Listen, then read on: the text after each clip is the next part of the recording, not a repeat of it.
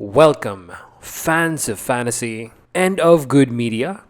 Welcome to my review of House of the Dragon, Episode 5, We Light the Way.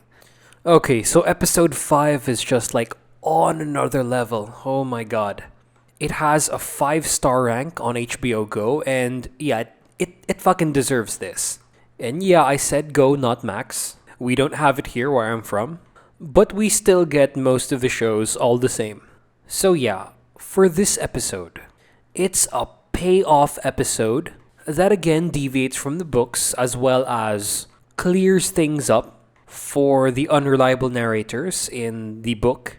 But I think this show continues to improve on what we have from Fire and Blood. This is a show made with love because they just cover everything. It's so tight. Like some person just dies and then the person who killed her doesn't get away with it. All the characters are introduced for a reason. Everything they do is for a reason in the show, even if we didn't see it the first time. So yeah, let's get on with the review per scene. I'll try not to repeat what happens in the episode, as people on Reddit told me. So yeah. So for the first scene, we have the scene where Daemon murders his wife. So we have an appearance by Rhea Royce as well as Sir Gerald Royce. So yeah, I talked about the show doing things for a reason. So we get shown Sir Gerald Royce right before the Lady Rhea is killed, and then they bring him back in the end to have a face-off with and get burned by Prince Daemon. And I don't know about anyone here, but I don't know what Daemon is seeing in this lady, but I personally think she's more attractive than Rhaenyra. But it does seem that personalities clash too much. Lady Rhea looks like she's more of order while Daemon is more of chaos. She's a bit harsh to him, but I think this is pretty understandable based on the way he's treated her. So apparently he's never consummated the marriage, and yeah, that's gotta sting for Lady Rhea. So I love that we see the Vale, that we see Runestone. I appreciate nice landscape shots because the movies that I usually watch recently are those art house type movies with a lot of landscape shots. And House of the Dragon does it really well right here. But what I don't like, I think this is the worst part of the episode, is how Daemon kills her. Because the plan here is to scare her horse, make it look like a fall, like an accident. I think it'll work with any other person, but if it's this one, if it's a tomboyish girl who probably rides horses all of the time in a land known for its knights, who also does horse archery, I think it's a bit unbelievable if this happens. People in this world have to be used to this, right?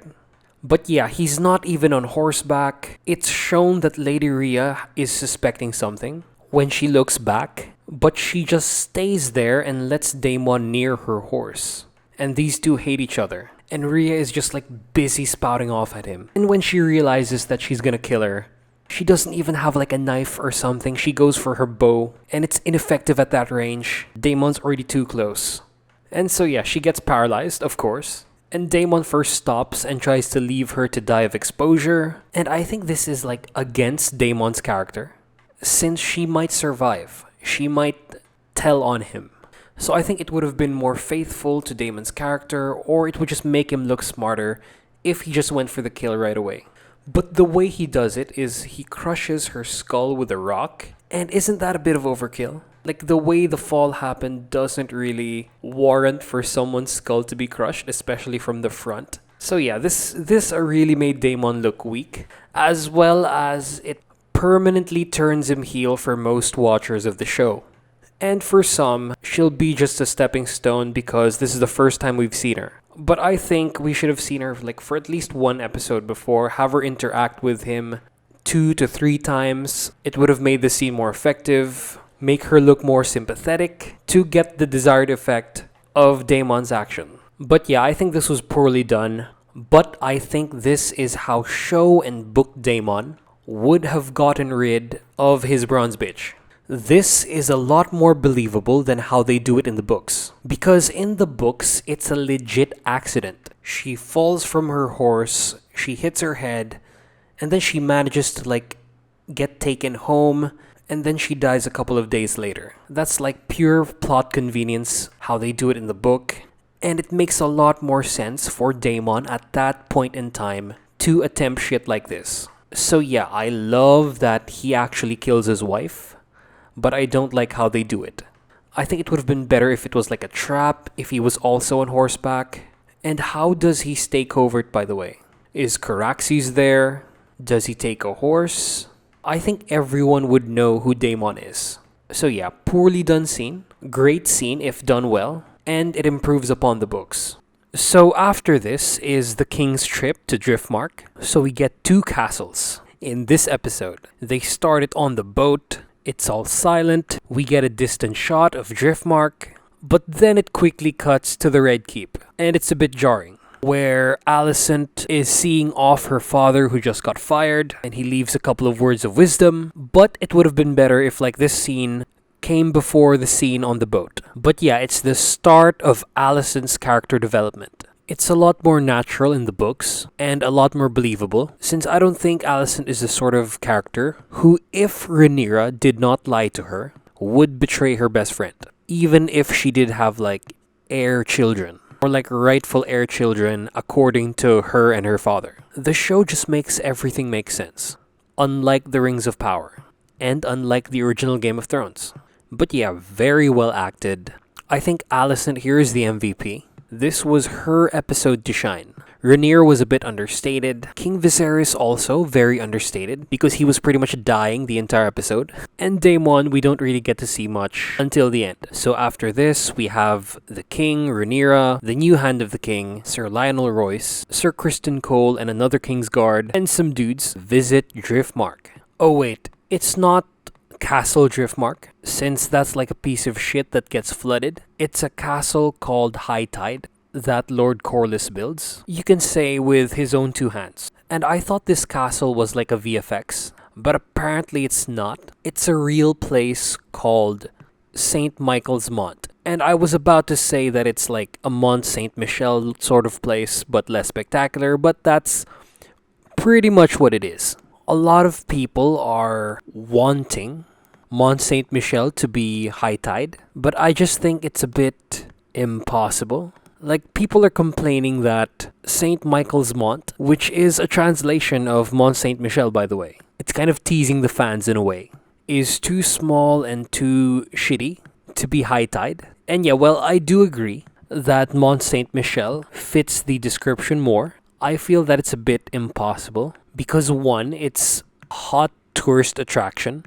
It would take so much money to clear it out of people to shoot some scenes here. And it's also a fucking beautiful castle that will outshine any of the major lords. And I think that it'll take considerably longer to build. More than Lord Corlys' lifetime. It would take 100 years to build. And I don't think Driftmark realistically has the population, the manpower, in order to build the Mont Saint Michel. Even if you're as rich as Lord Velaryon.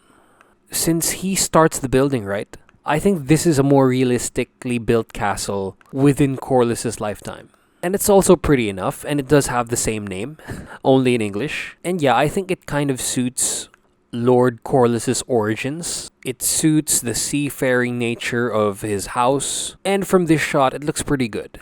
So yeah, this place is pretty empty. It doesn't have any walls, it's a bit weird. But the castle is big enough though. And I do like that Lord Corlys doesn't come out by himself. He sends his children, or it's actually they're not expecting a visit from the king. It's just Sir Laenor and Sir Joffrey outside, practicing with their swords, wink wink, and Lady Laena, who this guy right here spurned when she was younger. Definitely no awkwardness, and I think Lady Laena is also a bit thankful for this, but she's the one who brings the party inside. I think this was on purpose by Sir Corlys to have a few shots at the king. It's a bit to guilt trip him, as well as what Lord Frey tried to do with Robb and Roslyn back in Game of Thrones. He showed her off in order to show Robb Stark what he missed. And I think that is what Lord Corlys is trying to do here. And then we go back to the Godswood of King's Landing, where we finally see Larys Strong, the Littlefinger and Varys of his time. He just plants the seeds of doubt in Alicent in order to push further her character development. And Alicent is pretty easy to read. The actress does a nice job in portraying her emotions superficially. Like, you could see it as the audience, how she feels. And Larys Strong is just like saying truths and then just like pulling it back. It's like how I say the answer to like a question I'm not sure of. But he does it like for real, on purpose, in order to look innocent while achieving his goals. So yeah, well acted here by Larys Strong. We just need to see more of him before he can overtake Littlefinger. And again, Alicent Hightower, top actress of this episode. So after this, we go back to the king. And it's pretty funny that like he's being taken on a ride all over the castle to Lord Corlys's throne room, where Lord Corlys is just on his like driftwood throne, just waiting for the king to like show up. He can receive the king standing up while Lord Corlys is seated. It's like a power play. Like, the only thing missing here would just be like to make the entrance of the throne room a crawl space, so that when Viserys and Lionel get to the throne, or like the Lord's Hall, they'll be on their hands and knees crawling in front of Corlys, and that'll be like pretty funny. It's like how Mr. Burns receives Homer Simpson, and then he gets to say, "Come crawling back, eh?" And yeah, the king really gets taken on a ride. He sees all of Lord Corlys's trophies. He sees his royal court, just like in Crusader Kings, where all of his trophies are stored. And of course, after this really long walk, Corlys kneels in front of the king. Oh my god, this is so funny. And then he offers a chair, but they don't sit down because Lady Rhaenys, like right there. And the king has stood up for a long time. And this man is sick and dying, by the way. This was so on purpose. They're fucking slowly killing the king. They're trying to get as much revenge as they can. And it's so funny. But yeah, here I just love how the Velaryons, how this power couple just manipulates this poor, innocent, nice king. They just plant in his head that Daemon's wife is dead. So maybe, since Corlys is in good relations with Daemon, why not have this prince of the royal court marry our daughter? Which ends up happening, spoilers. And I think they've heard the rumors by now, so they know why the king is here. They're just getting their clutches on 2 dragon riders, now to become 3, a part of their family. So fucking genius. I love Lord Corlys and Lady Rhaenys. And yeah, we have them overreach. It's a bit of an awkward conversation that I think is a misstep by Lord Corlys. It shows him as not being perfect, that he gets greedy when he asks what last name the future Queen Rhaenyra will take. And the king does a nice retort here. He does it with more finesse than he did with Otto. But come on, a man tries to claim your kingdom with his last name. Like, at least get mad at him or something. But yeah, he sets some nice conditions. It's the best that Lord Corlys can get. And when the king leaves, when he talks with his wife, they do address it. And I love how they address it. But that's a bit treasonous, don't you think? Just the mere suggestion is so fucking treasonous. I don't know about that. So yeah, great scene. Now we move on to Sir Laenor and Princess Rhaenyra walking on the beach. And this is a pretty progressive thing that we have here. It's pretty ahead of its time considering Westeros, or just in the medieval period, having the parents of a child accepting that their child is gay. Because it's mentioned later, and Rhaenyra here pretty much accepts it right away. And this doesn't happen in the books. In the books, they grow apart like immediately after their wedding. And that still could happen. They are in friendly terms here. They actually have an agreement where they can bang whoever they want, as long as they have children with each other, as long as they do their duty. But that pretty much gets derailed later, and I'm gonna talk about it during the climax, which I have a problem with, so yeah.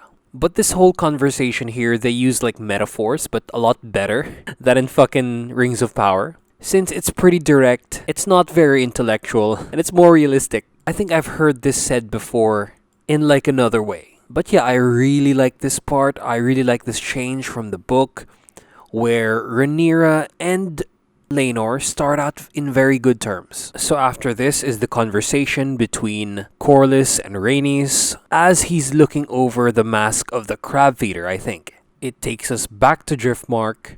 We see a lot more of that royal court, that like trophy room. And then they have that conversation I talked about earlier. It's Rhaenys checking her husband, as well as showing genuine concern for their children. This is a great conversation, and it shows them like being more human than just being power robots. Just like I said last week about Alicent.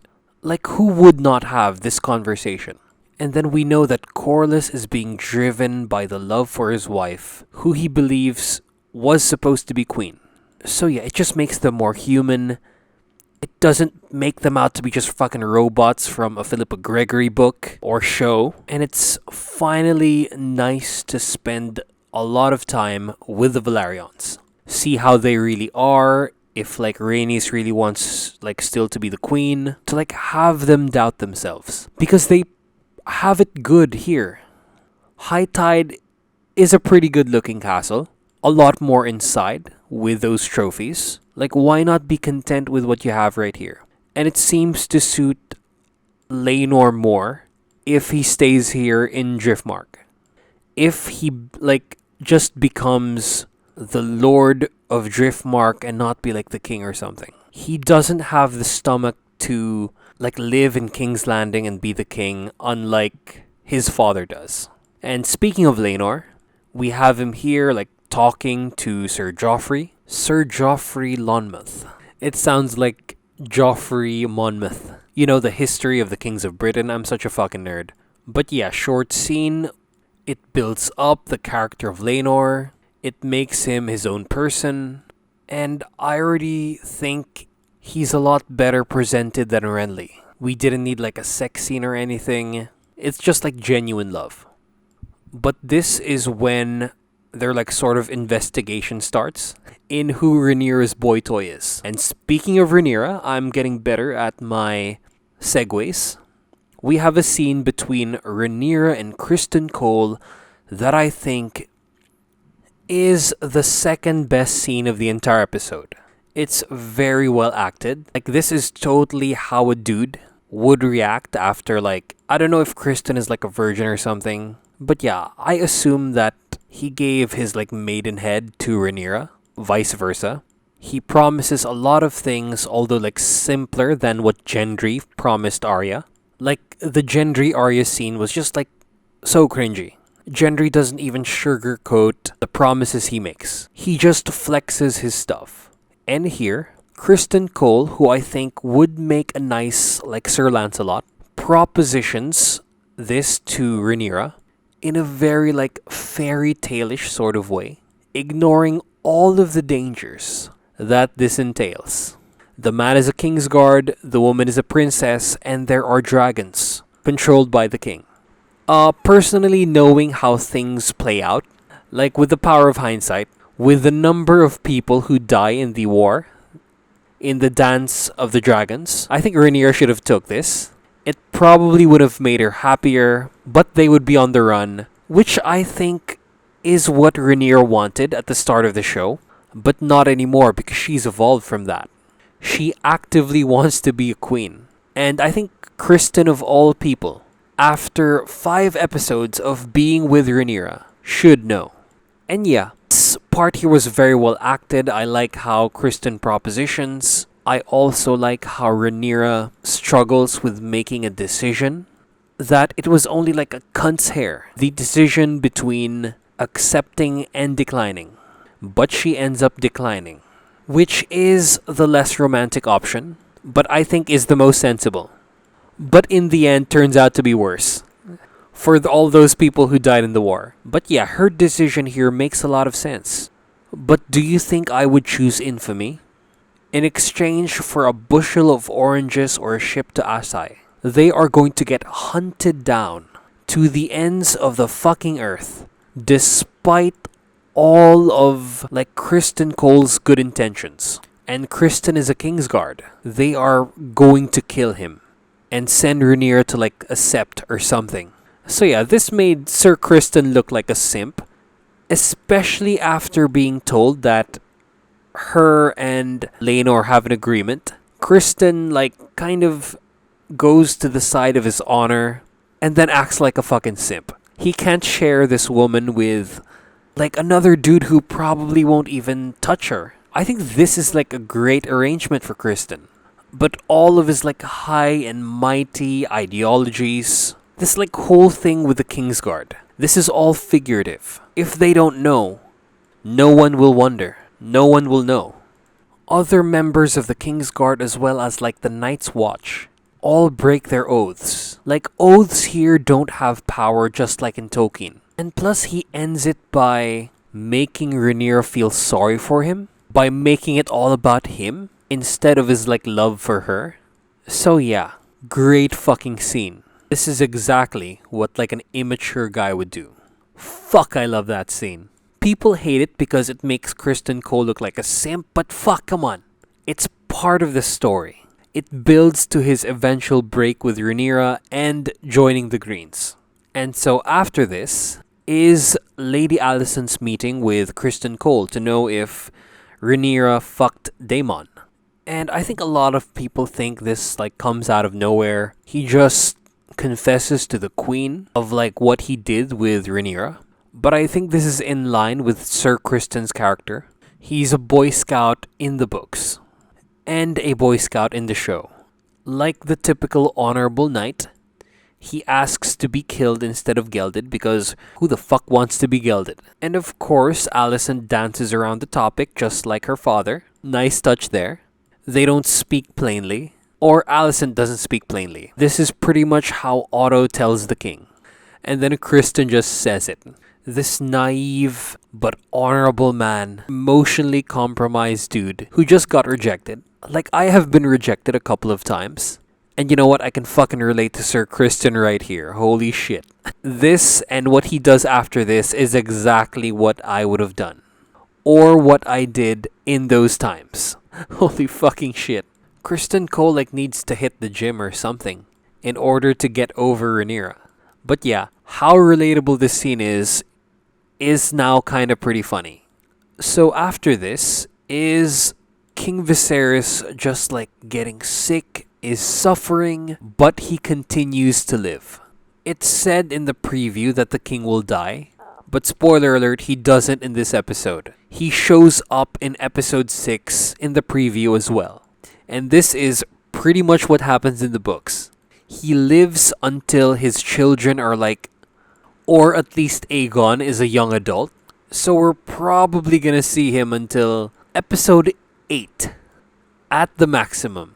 I actually think the story is moving too fast. If HBO wanted this to be 4 seasons, they should have prolonged some of the parts. Just like the Stepstones, just like Alicent and Rhaenyra's friendship, and as well as Prince Daemon's relationship with his wife. And maybe add in there, like, Kristen Cole's relationship with Rhaenyra and Sir Harwin Strong. Maybe we could have gotten, like, one more episode with Millie Alcock as Rhaenyra. Show us the fallout of her relationship with Sir Laenor, the start of her relationship with Sir Harwin, and then episode 7 have it be Emma D'Arcy. But yeah, I think season 1 will end with the start of the dance. And then season 2 will be, like, purely the Dance of the Dragons. Hopefully it ends there. Or up to season 3. You know what? Season finale of season 2 could be that part where Rhaenyra gets a big win. No spoilers. Yeah, I think that would be better. But yeah, I just got sidetracked. Let's go back to the scene. And it's Viserys, like, faking out his death, or the show faking out Viserys'S death, I think would be more appropriate. He's in a bad way, but he ends up surviving. But I think we all have these moments where we're sick, and then we think we're gonna die, and then we have these thoughts. But King Viserys's thoughts are just a lot more deep than all of our thoughts are. But yeah, he does ponder the question if he was a good king. If it would have been better if he was tested in his rule. If he wasn't like an Antoninus Pius. But I think Antoninus Pius enjoyed his reign. Full coffers, fresh from Hadrian, Line of succession secured with two sons in Marcus Aurelius and Lucius Verus. Just a bit sidetracked by Roman history, but this is like similar to that. But Pius is just like a less dumb. So yeah, back to the scene. After being sidetracked for a second time, he asks a good question. Because people like praise rulers who are tested, who like stop rebellions, conquer stuff, save an empire from the brink of decline, or like just start new eras, while Viserys just game managed. And yes, he did game manage. He made some pretty poor decisions, just like what game managers do, even if they're known for like not making mistakes. But honestly, game manager quarterbacks make a lot of mistakes. But is it really bad though to be a game manager? To just like maintain what your predecessor did? And I think Lionel Strong answers this very well, and he answers it correctly. For me, in my opinion, it's better for the ruler to maintain peace, for the people. Sir Lionel actually says a very progressive and liberal thing here, because other monarchs or other advisors of monarchs would just like keep it centered around the king, like how the king will be remembered. And Lionel, I don't know if it's like sincere or anything, but he does sound pretty sincere. He is the small council in 100% of power, in 100% strength. And I'm very happy that we still have Paddy Considine in the show. Because it's probably gonna end during Aegon's coronation, spoilers. It's gonna end with Viserys'S death. And Paddy Considine has been the MVP of Season 1. He might have gotten second place last episode as well as this episode, but that's just because of the time. It's like screen time. It's lessening, but he still makes it count. And his screen time is just gonna get less and less as we're gonna get the bigger stars in Emma Darcy from that one show with Simon Pegg. Okay, maybe not the biggest of stars, but as we get the harder hitters, the ones who the Dance of the Dragons will center around, we'll get more of them. But yeah, after this is the royal wedding. And just a lot goes on here. All of the great lords show up. So the Lannisters, the Hightowers, they're the only ones mentioned, but there are a lot of them. The hall is actually like pretty small. It doesn't look like all of the Lords Paramount attended. And for sure, Lord Stark won't be able to attend. But at least bring us the Tyrells, Baratheons, everyone nearby, even the Tullys. Maybe they're there, but I just didn't see. It's not focused on them. But yeah, the party happens, and then Lord Lannister, Jason Lannister, is still a bit bitter from being rejected, and he doesn't hide this well. It's kind of funny. Rhaenyra also can't let it go, and then she just like praises Laenor right in front of her old suitor. And fucking Lord Lannister is just continuing to prove why he is the wrong choice. He makes a sexist joke and then leaves. What a cunt. That joke made her and the king cringe. And after this, I love how we get full circle. Sir Gerald Royce, the guy we saw earlier, who was there just so he can be here and then report or ask for justice for his cousin's death. He has an interaction with Prince Daemon, and Daemon just burns him. Full circle for storylines in this episode, as well as like 2 episodes behind. Like all the way from episode 3. We have things resolve and continue, and just like we'll see how like the characters react as time progresses. We just don't forget about them. It's awesome. And I already love the score. Like whenever someone enters, we get a different score. And it just gets more epic as like more important people show up. Who the fuck is paying these guys? These like musicians. It's like they play appropriate music. Like when Prince Daemon shows up, it starts to become understated and not so glorious. The music becomes pretty antagonistic. This made me chuckle. And then the best and most epic theme plays when Alicent, with the green dress, makes her way to the dining table, wearing her green dress in full Darth Alicent mode. From this point on, Rhaenyra and Alicent are enemies. And shit, that theme honestly like gave me tingles on my spine and like had my hair standing. But this doesn't happen in Rhaenyra's wedding. in the books. Like in the books, it happens in a tournament, and Rhaenyra has to be wearing like a black gown.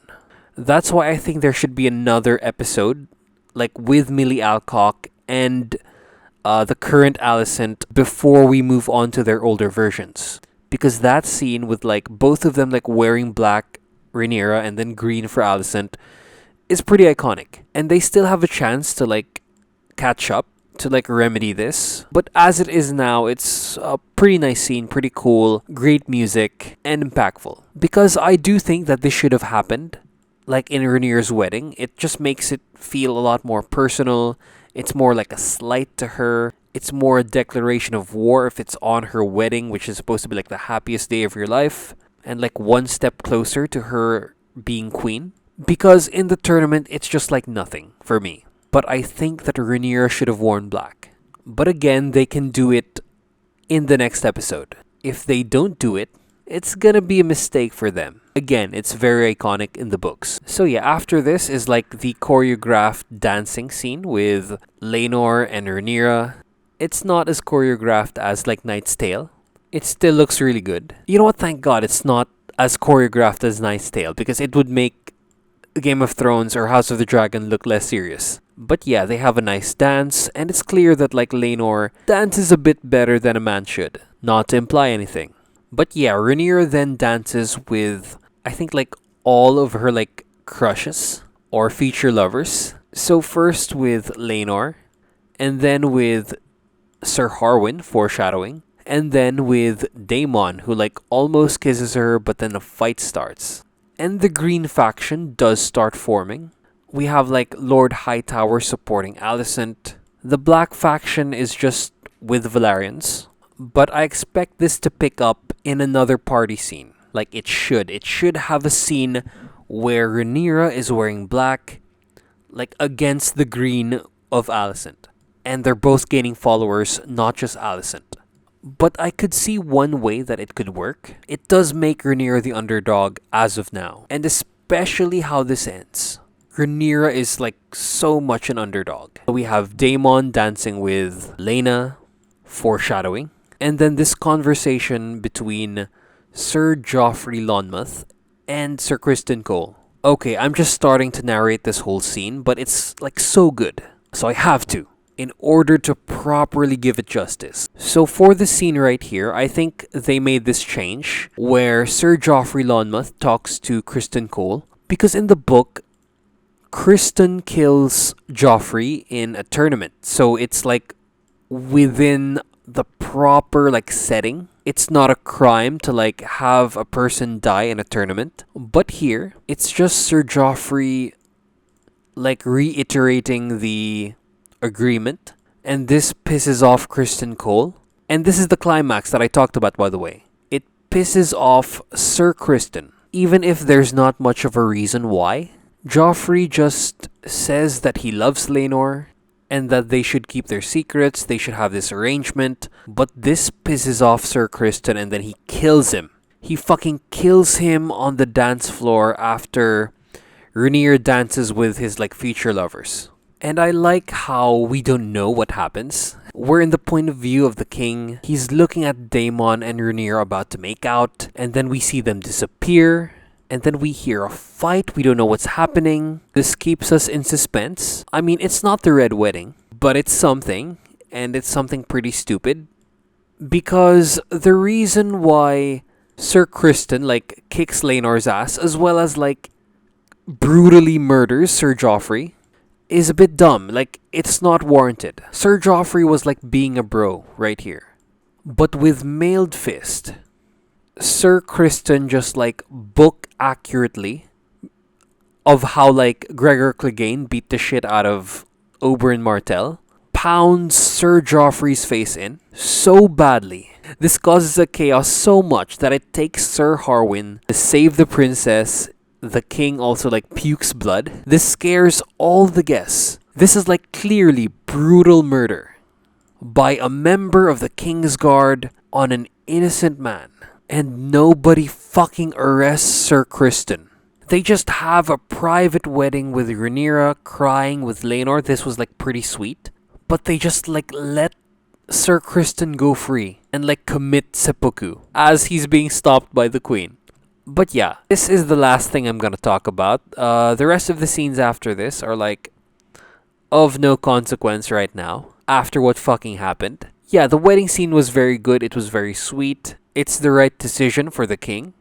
And I love how Rhaenyra looks sympathetically at her new husband. Sir Kristen almost commits seppuku but is stopped by Queen Alicent. And I think she's gonna defend him. But how the fuck does none of the Kingsguard, or like any of the soldiers, or like any of Lord Valerion's knights, not stop Kristen Cole? Arrest him, kick the shit out of him, interrogate his ass. Even Laenor doesn't do anything. How the fuck does this guy go free after fucking, like, creating a hole in a man's face with his mailed fist? This scene doesn't make sense. I think this, like, kind of ruins the episode a bit. This was gonna be, like, my number one episode. But because of this and because of the start, I think it's going down. Episode 4 is better. So that's 4, 1, 5, 3, and 2. That's my current order. But overall, I really enjoyed this episode, despite the plot holes. It was an epic scene. It was an epic beatdown by Sir Kristen, but it was just stupid. And I love the castles that we saw, and all of the character development leading into the dance. So yeah, great episode. All of you should watch this. It's not the best episode we've had, but yeah, it's still House of the Dragon. There is a high bar of quality for this show. So yeah, like, comment, and subscribe for engagement. Share if you do not know me. Hit that bell notification for future videos, and please, watch my shit. It's time to study. Time to memorize them gynecological instruments. So yeah, bye-bye.